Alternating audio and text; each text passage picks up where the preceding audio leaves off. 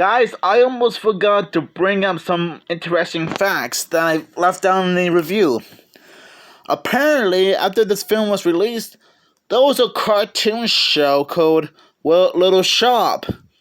And in that cartoon show, it was a bit more family friendly, with more lessons, and instead of Seymour and Andre being full adults, they're pretty much kids. Like me, say about 9 to 12 years old.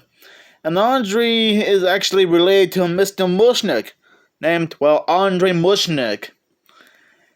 And Andre too in the cartoon show isn't really an alien plane from outer space. But I think some kind of ancient, antique like plant or something. I don't know. I don't know much about the cartoon. I only knew about it because of Minty Comedic Arts, who did an entire top 10s video about all the important details about the film. And there was even a comic book run, also called Little Shop of Horrors, which probably didn't have the characters like this, like Ring Moranis. And Andre too kind of looked a little bit ridiculous, kind of looked weird in the comic. Cause in the movie he didn't look like a pod as you see on the cover. He wasn't pod-like, but kind of looked more like some kind of mutated earthworm or something. No, I'm not joking. Andre too did look like a bit of a weird mutated earthworm in a comic book. Now, the thing is, I didn't know much about the cartoon show or the comic book of the same name. Again, I should be thanking Minty Comedic Arts for pointing out the cartoon and comic book, since I'm pretty sure most people hardly ever talk about them. I mean, I'm sure that the comic book and the cartoon weren't that forgotten to the public. Which is kind of weird when you think about it.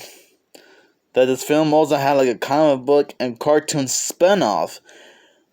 And the cartoon probably didn't resemble much from the live-action film at all.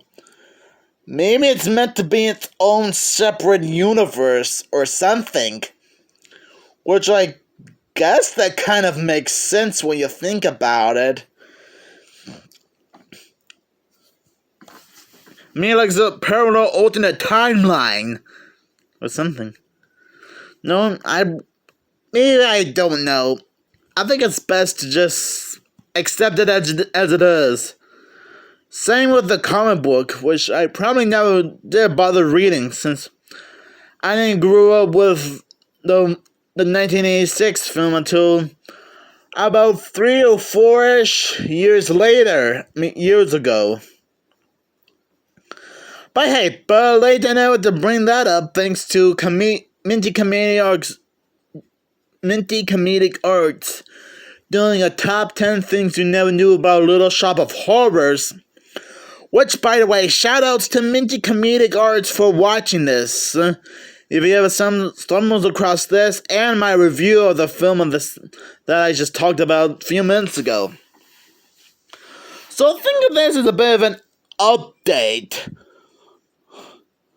No, like bonus material or something like that.